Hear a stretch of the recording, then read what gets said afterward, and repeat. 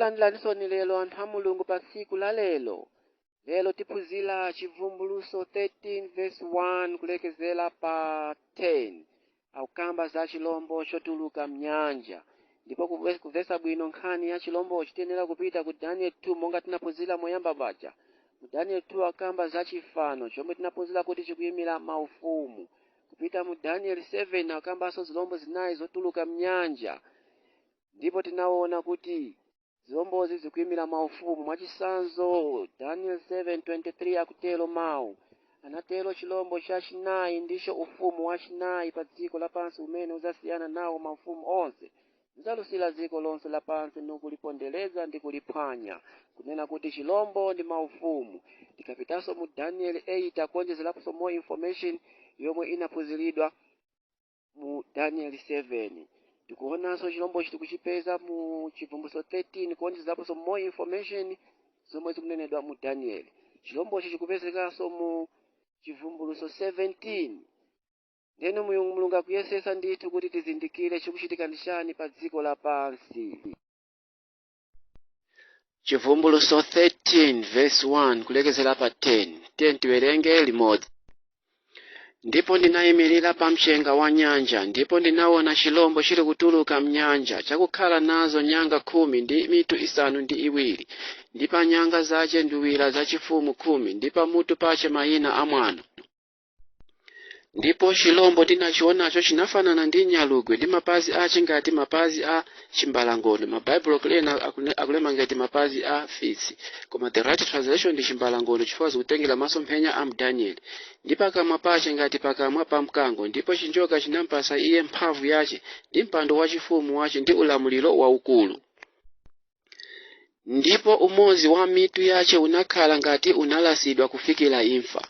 Ndipo bala lache la kuimfa lidapola, ndipo dziko lonse linazizwa posata chilombocho. Ndipo alambira chinjoka chifukwa chinapasa ulamuliro chilombocho. Ndipo alambira chilombo ndi kunena afanana ndi chilombo ndani. Ndipo akhoza ndani kugwira nkhondo nacho. Ndipo anachipasa icho mkamwa molangula zazikulu ndi zamwano. Ndipo anachipasa ulamuliro wakutero miyezi 42. Ndipo chinasegula pakamwa pache kukanena zamwano pa Mulungu, kuchitira mwando ndi dzina lache ndi chihema chache ndi iwo akukhala mmwamba. Ndipo anachipasa icho kuchita nkhondo ndi oyera mtima ndi kuwalaka. Ndipo anachipasa ulamuliro wa pafuko lililonse ndi anthu ndi manenedwe ndi mitundu. Ndipo azachilambira onse akukhala pa dziko amene dzina lawo sinalembedwe m'buku la moyo la mwana wankhosa. Wophedwa kuyambira makhazikidwe a dziko lapansi, ngati wina ali nalo khutu amve, ngati munthu alinga kundende azamuka, munthu akapha ndi lupanga ayenera nalo iye kuphedwa nalo lupanga. Pano pali chipiriro ndi chikhulupiriro cha oyera mtima. Tsono tione maonekedwe a chilombochi ngati momwe tawerengera m'mavesi athu. Akuti chinatuluka mnyanja, chinamenya nkhondo ndi oyera mtima ndi kuwalaka. Chinachitira mwano dzina la Mulungu ndi wonse okhala mmwamba. Chinapasidwa mphamvu ndi ulemerero kuchokera ku chinjoka. Akuti chinalamulira miyezi 42. Ndiponso akuti chinali ndi bala, ndipo balalo lidapola. Maonekedwe namba 7 akuti dziko lonse linadabwa posatira chilombochi.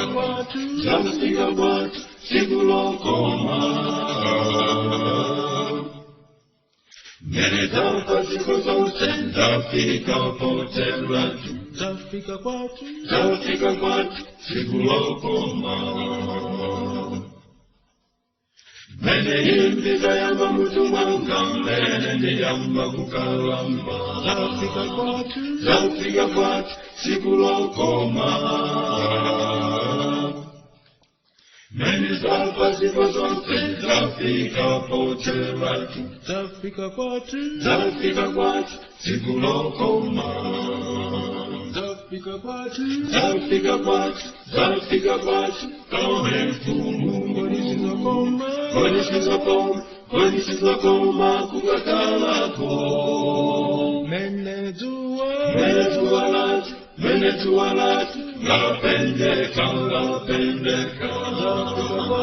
Zafika kwati siku lokoma Zafika kwati kaone mfumu Walisizokoma kukakalako Menezua lati lapendeka Zafika kwati siku lokoma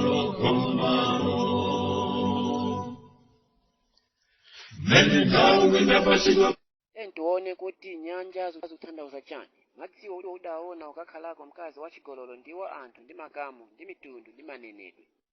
Ndipo ngati mmene tinaonera mu Danieli kuti ufumu wachinayi unali ufumu wa Roma omwe unagwetsa maufumu enawo.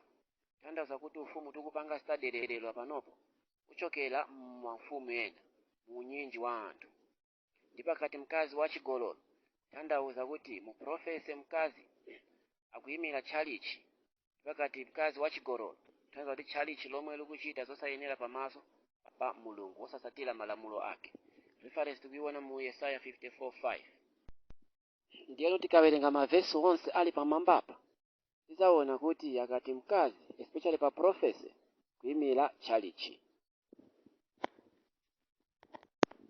kapena ana a Mulungu olo anthu a kufikira pano sopano tione mmene ufumuwu unayambira. Paja taona kuti chilombo chikuyimira ufumu. Ndiyeno chilombochi ndi maonekedwe a mkango, achimbalangondo, anyalugwe ngati mmene taonera m'mavesimu. Zonsezi zikuchokera mu buku la Daniel chapter 7 pomwe Daniel anaona zamoyo zinayi zikutuluka mnyanja. Ndipo mkango unkayimira ufumu wa Babulo, chimbalangondo ufumu wa Media ndi Perisia, nyalugwe unkayimira ufumu wa Griki.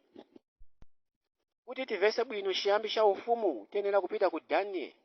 Ndipo mu Daniel 2 tinazaona chifano chakuti mapazi zala za ku mapazi zinkayimira ufumu wa Roma omwe unagawanikana m'magulupu 10. Ndipo tikapita mu Chivumbulutso akuti chilombochi chili ndi nduwira zachifumu 10. Ndipo tikapita mu Daniel 7 akutiuza kuti munali chilombo chomwe chinatuluka posirizira chinali ndi nyanga 10. Panazaphuka nyanga ina yaying'ono yomwe inali yamwano inapha anthu a Mulungu. Ndipo inali ndi pakamwa inali ndi maonekedwe ngati a munthu. Inazapha nyanga zitatu kusalapo 7. Tikapita mu Chivumbulutso tikuona kuti ufumu uli ndi mitu 7. Ndiyeno tikapita pa history tikaona ufumu wa Roma kalelo unali motero. Anglo-Saxon ndi dziko lomwe tikuitcha kuti England, Alamani Germany, Lombardy Italy, Bulgarians Poland, Franks France, Suevi Portugal, Visigoth Spain, Vandals unagwesedwa, Heruli unagwesedwa, Ostrogoth unagwesedwanso.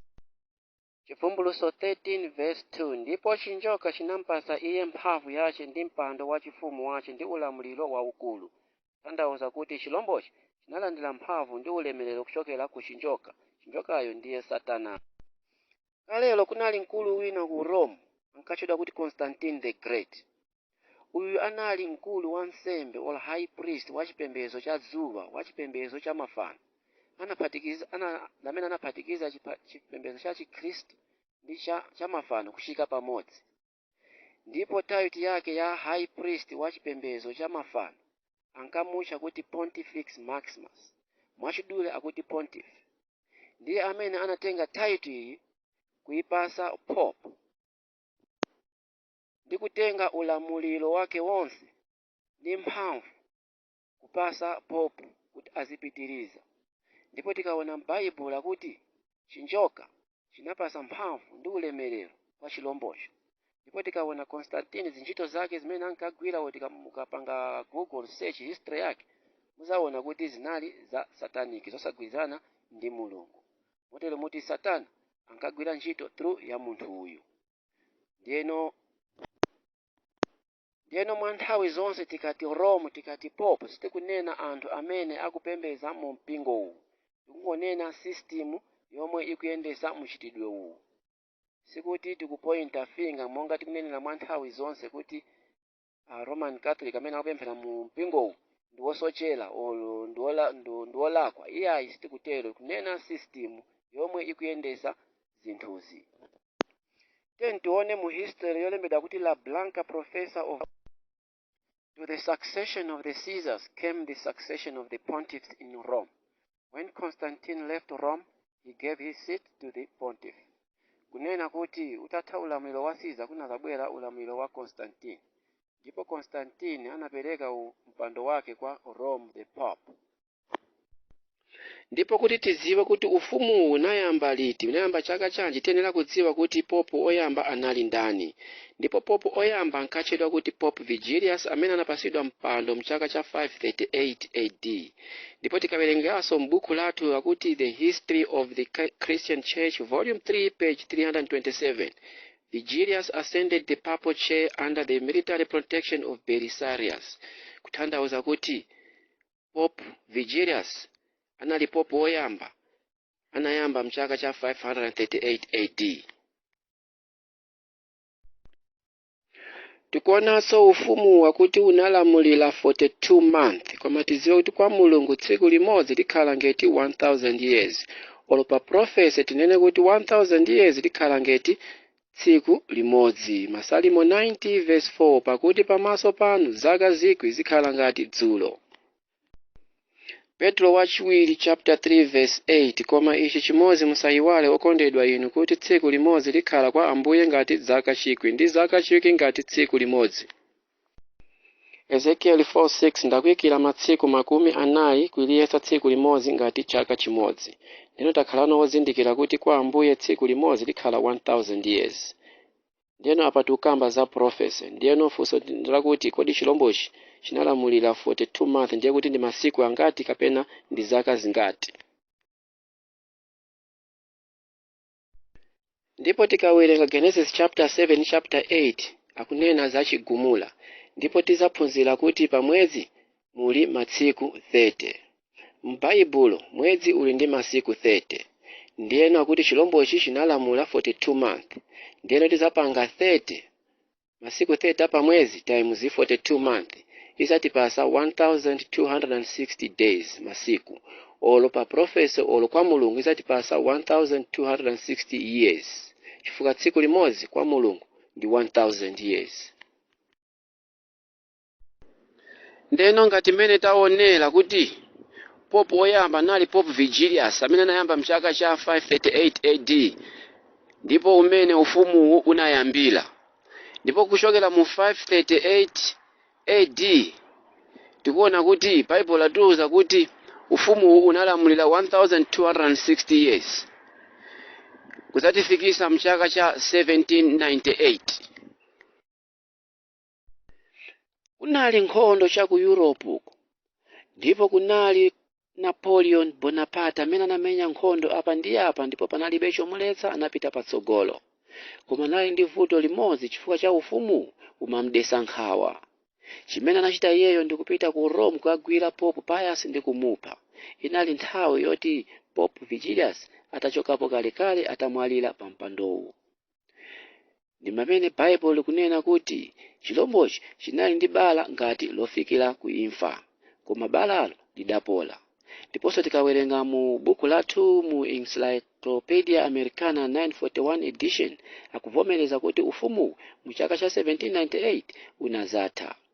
In 1798 Bethia anali mkulu wa nkhondo wa Napoleon, general, made his entrance into Rome, abolished the papal government and established a secular one.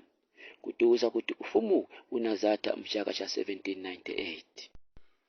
Kufikira mchaka cha 1929 kunali kusaina na mapepala kuthandiza ufumu kuti ubwerereponso.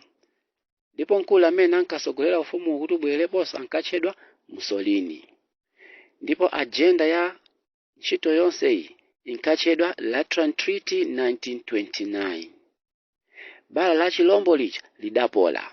Olo tinene kuti lidayamba kupola, zili mu history zonsezi. Afarisi ankafuna kumugenda miyala Yesu Kristu kumupha poona zintchito zake zomwe ankagwira. Chifukwa Yesu Kristu anali ndi mphamvu anthu ankamulambira. Anali ndi mphamvu Yesu Kristu yokhululukira machimo. Anali ndi mphamvu yokunena kuti iyeyo ndi Mulungu. Ndiye ufumu ukutenga zintchito zonse izi kuziyika ngati iwo ndi Mulungu. Tiye tione pa Yohane 10 verse 33. Koma chifukwa cha ntchito yabwino sitikuponyani miyala, koma chifukwa cha mwana pa Greek amati blasphemia. Ndi kumene tikupeza liwu loti blasphemy pa Chizungu. tanthauza kuti ngati munthu akuziyesa iyeyo ngati mulungu. Then tione ufumu akuti utha kukhululuka machimo. Tikuona payo ndi Pope Francis kupita kuka room kochedwa reconciliation room or confessional room, kumwe anthu akumapita kumakatayako machimo awo.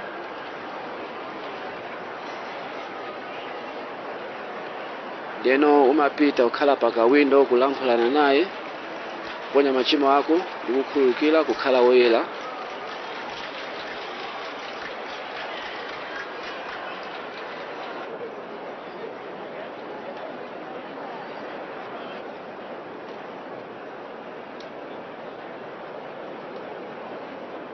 Wina ali pa window kale lapa machimowo. Pezekaso yena ali pa line akathawina apiteso wina nayeso akaponyeko machimo ake. Ndi mulungu yekha angathe kukhululuka. Oftentimes today called reconciliation room or confessional, which offers you as the penitent the possibility of either sitting face to face and facing me as the priest, or speaking to me from behind a screen. Behind the screen is much more popular, certainly for myself. Chivumbulutso 13 verse 3. Ndipo dziko lonse linadabwa posatira chilombocho, chomwe bala lake lidapola. Attended the Mass and delegates from 132 countries were present, while the Vatican said 6 sovereigns had made the trip to Rome, including from Belgium and Monaco. One of the first greetings was for the President of Italy, Giorgio Napolitano. An Italian cardinal had been one of the strong favourites to succeed Benedict XVI before Pope Francis was elected. Crown Prince Felipe of Spain and his wife were among those the Pope greeted. Felipe was one of 3 Crown Princesses who was present. There were no invitations sent out. All who wanted to be there were, said the Vatican, warmly welcomed. There was a brief chat with Robert Mugabe and his wife. The President of Zimbabwe is a devout Roman Catholic. Behind him, in line and waiting to meet the Pope, leaders from the European Union, from where President Mugabe is barred for alleged breach of human rights. The Vatican is a sovereign state outside the EU, and so he was free to travel to the inaugural Mass. The Vatican had made it clear no one would have privileged status or be refused. Joe Biden, the Vice President of the United States, had made the journey. Throughout the brief meetings, as with the Foreign Minister for Iran, Ali Akbar Salehi, Pope Francis was relaxed in what was his first taste of handshake diplomacy. Speaking afterwards, British Cabinet Minister Baroness Varsi, who was at the Mass, said Kalelo mulungu anaonesera kwa Danieli za ufumu wa chinayi womwe uzayesa kusintha lamulo la mulungu. Anamuonesera chilombo chikutuluka mnyanja, chilombo cha chinayi chinali ndi nyanga 10. Ndipo muchivumbulutso muli chilombo chotuluka mnyanja chili nyanga 10. Chinachitira mwano zina la mulungu. Timvere mkulu uyu anali wa Roman Catholic, anali priest. Ayenera kuziwa bwino momwe zikuyendera dani enafe. Remember the Sabbath day to keep it holy. The Catholic Church says, no, by my divine power I abolish the Sabbath day and command you to keep holy the first day of the week. And lo, the entire civilized world bows down in reverent obedience to the command of the Holy Catholic Church. T. Enright, CSSR, in a lecture at Hartford, Kansas, February 18, 1884. The Catholic Church for over 1,000 years before the existence of a Protestant, by virtue of her divine mission, changed the day from Saturday to Sunday. The Catholic Mirror, September 23, 1893. Ndipo ngati mmene taonera kuti chimbochi chikuziyesa icho ngeti ndi mulungu, chikutenga ntchito zonse za mulungu olo kapena zofunikira zonse kwa Yesu Kristo. Ambuye anayamba kulalikira atabatizidwa mu mtsinje wa Yorodani. Luka 3 verse 21. Chilomboso tikuona kuti chinatuluka madzi. Ambuye akunena mu Yohane 14 verse 9 kuti iwo ndi Atate awo ali limodzi. Chilomboso chili limodzi ndi chinjoka. Ndipo Ambuye mu Chivumbulutso 2 verse 27 akuti mphamvu inapasidwa kwa iwowo. Chilomboso akuti chinapasidwa mphamvu ndi ulemerero kuchokera ku chinjoka. Ambuye anaphedwa ndipo anauka kuwakufa. Chilomboso akuti chinalandira bala ndipo balalo lidapola. Ambuye Yesu after kubatizidwa analalikira 3.5 years. Ndipo chilombo chinalalikanso 3.5 years. Daniel anawuzidwa kuti chilombochi chizausa 3.5 years nkuphedwa. Tikuona mu Daniel 12 verse 7 akuti nthawi ndi nthawi zina ndi nusu, kutanthauza 3.5 years. Mu Chivumbulutso akunena kuti miyezi 42. Ufumu uwu ndi umene wapha kwambiri anthu a Mulungu, ndipo Ambuye Yesu Khristu anapachikidwa pa mtanda ndi ufumu uwu kudzera mwa Ayuda. Ndi ufumu omwe unaphanso ophunzira a Yesu Khristu. Ndi ufumu omwe unaphanso anthu mu nthawi ya Reformation. Ndi ufumu omwe uso unapha anthu mu nthawi yomwe mu history ikutchedwa kuti the Dark Ages, motero kuti munthu sankaloledwa kukhala ndi Baibulo, ukapezeka umaphedwa mwina kuwotchedwa mu moto. Mu Chivumbulutso 13 verse 11 kulekeza pa 18 akutiwuzanso kuti chilombochi chili ndi dzina la mwano, ndipo dzinalo akuti tikaliwerenga o tikalipanga calculate lisatipasa nambala yofikira 666. Momwemonso tikuonanso kuti muli chilombo china chotuluka pansi chili ndi nyanga ziwiri, akuti chidzasokoneza dziko lonse kutamanda fano la chilombochi. Kutanthauza kuti chilombochi chili ndi fano kupembedza zinthu zomwe zinalengedwa ndi Mulungu. Monga momwe taonera kuti chilombochi chikutenga zoyenera zonse za Yesu Khristu, ndiyeno ngati Ambuye ali ndi zina, sometimes zina litakhalanso title. Ndiye ngati Ambuye Yesu Khristu ali ndi zina, chilombochinso chili ndi zina. Chivumbulutso 19 verse 16 ndipo ali nalo pa chovala chache pa ntchafu yache zina lolembedwa mfumu ya mafumu ndi mbuye wa ambuye. Kutanthauza kuti Ambuye ali ndi title kapena dzina akuti mfumu ya mafumu. Ndete tione dzina la chilombochi. Title ya Pope akakhala pa mpando amatchedwa Vicarious Filii Dei. Ndeno posataya nthawi tive muzolemba zawo kuti akuti bwanji mu newsletter yawo. Our Sunday Visitor, April 18, 1915. The letters inscribed in the Pope's mitre are these: Vicarious Filii Dei, which is the Latin for the Vicar of the Son of God. Catholic hold that the Church of his title, which represents Latin numerals, and add them together, they come to 666. Kutanthauza kuti akuti tikawerenga zinali tawi timene imapasidwa ku Pope akuti Vicarious Filii Dei, tikayiphatikiza izatipasa 666. Vicarious Filii Dei atiuza muzolemba zawo akuti kutanthauza kuti Vicar of the Son of God, meaning to say oyimira m'malo mwa mwana wa Mulungu, olo oyimira m'malo mwa Yesu Khristu. Ndipo kati Pope's mitre ndi chipewa chomwe chimavalidwa, ndipo sindikuzoeka ati ma arrows apa palembedwa ma arrows apo tingawerenge bwino, koma panalembedwa kuti Vicarious Filii Dei, chinalembedwa Vicarious Filii Dei. Ndipo atiuzanso muzolemba zawo kuti zina likawerengedwa lisatipasa 666. Kalelo in Bible times kunalibe ma Arabic numerals like 1 2 3 4, those are Arabic numerals. Ndipo iwo akafuna kuwerengesera ankayozinga ma Roman numerals or Greek numerals or Latin numerals. Kutanthauza kuti let's say pa A B C D E F G, each letter imayimbira nambala, like C iyimira figure. Ndipo izi zikutchedwa kuti gematria. Gematria kutanthauza kuti ukatenga liwu la pa alphabet like C kuyimira 100, for example D kuyimira 500, those are called gematria.